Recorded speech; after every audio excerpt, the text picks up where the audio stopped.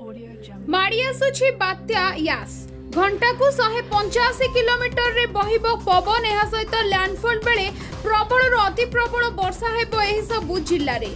तेबे एथिपाई राज्यर विभिन्न जिला को रेड ऑरेंज एवं येलो वार्निंग जारी करा जायछि। तेबे आसंतु देखिबा कोन रहिछि बात्या को नै रिपोर्ट। तेबे वीडियो को देखिया पूर्व प्रथमे चैनल को सब्सक्राइब करके पाखरे आसुथिबा बेल आइकन टी को बजि दियंतु।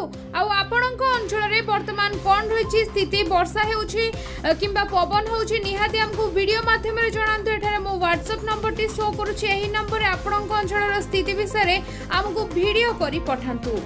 स्थलभाग को माड़ी आसुछि बात्या यास अशांत हेछि समुद्र बढ़िलाणी पवन रो बेग धीरे धीरे वर्षार बेग भी बढ़िछि आ उग्र होई उठिलाणी प्रकृति।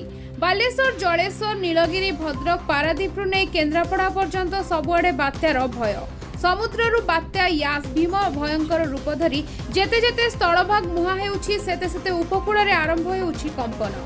भारतीय पाणीपाग विभाग पूर्वानुमान कहूछि 26 दुईपहर रे माने 26 तारीख दुईपहर रे बात्या यास पारादीप सागरदीप मझिरे बालेश्वर पाखापाखी माड़ हेबार संभावना अधिक रही। तेबे लैंडफॉल बेले प्रबल अति प्रबल वर्षा सह पवन रो सर्वाधिक बेग बेले बेले घंटा को 185 किलोमीटर छुईबार संभावना थिबारु बालेश्वर जिल्ला पई सबुठु अधिक विपद रही। सेहीपरि भद्रक जगतसिंहपुर केन्द्रापड़ा रे मध्य बात्यार प्रभाव अधिक रहिबो। तेबे बात्या प्रभाव रे गतकाली ठारू ही राज्य रे वर्षा आरंभ होईछि। 40 रु 45 किलोमीटर बेगरे पवन मध्य बहिथिबा देखिबाकू मिलिछि उपकूल अंचल रे। तेबे आजि मध्यरात्रि सुधा घंटा प्रति 80 किलोमीटर एवं 26 तारीख सकाळु माने आसंता काली सकाळु पवन रो बेग घंटा प्रति 120 रु 130 किलोमीटर बेग जाय बढ़िजिबो। सेहीपरि सर्वाधिक प्रभावित हेबाकू थिबा चारोटी जिला जमती कि जगतसिंहपुर केन्द्रापड़ा भद्रक और बालेश्वर पवन बेग घंटा प्रति 120 रु 160 किलोमीटर रहिबो।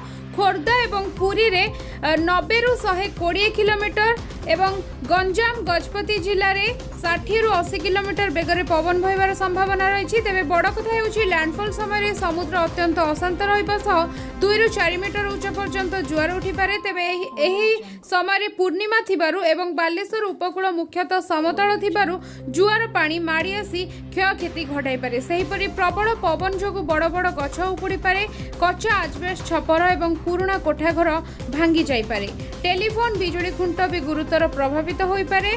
पाणीपाग विभागर सूचना अनुसार गतकाली उपकूल ओडिशा रे वर्षा आरंभ हो जाइथिबा बेले 25 और 26 तारीख 2 दिन बात्यार सर्वाधिक प्रभाव रहिबो। उपकूल उत्तर ओडिशार किछि स्थान रे प्रबल अति प्रबल वर्षा हेबो। तेणु आजि गंजाम ढेंकानाल मयूरभंज जिला पाई येलो वार्निंग जारी होइथा बेले पुरी खोर्धा कटक जगतसिंहपुर जाजपुर केन्द्रापड़ा भद्रक बालेश्वर भली 8टी जिला पाई ऑरेंज वार्निंग जारी होइछि। सेहीपरि बात्या लैंडफॉल करबा दिन अर्थात आसंता काली 26 तारीख पाई प्रबल अति प्रबल वर्षा हेबाकू थिबारु 9टी जिला जेमति कि जगतसिंहपुर कटक केन्द्रापड़ा जाजपुर भद्रक बालेश्वर मयूरभंज ढेंकानाल और केन्दुझर पाई रेड वार्निंग जारी करा जायछि। यह सहित पुरी खोर्धा अनुगुल देवगढ़ सुंदरगढ़ भली 5टी जिला पाई येलो वार्निंग जारी करा जायछि। एही सब जिले रे वर्षा पवन जोगु व्यापक क्षयक्षति घटिबार आशंका थिबारु लोकंकु सतर्क रहिबा सह बात्या संपूर्ण न सरिबा जाय घरु न बाहरियाकू परामर्श दैछन्ती एसआरसी। बंगोपसागर रे बात्या बड़ गोटाई आगकू बढ़ुथिया बेले स्थिति को देखि राज्यर पारादीप और धामरा बंदर रे 4 नंबर विपद संकेत जारी करा जायछि।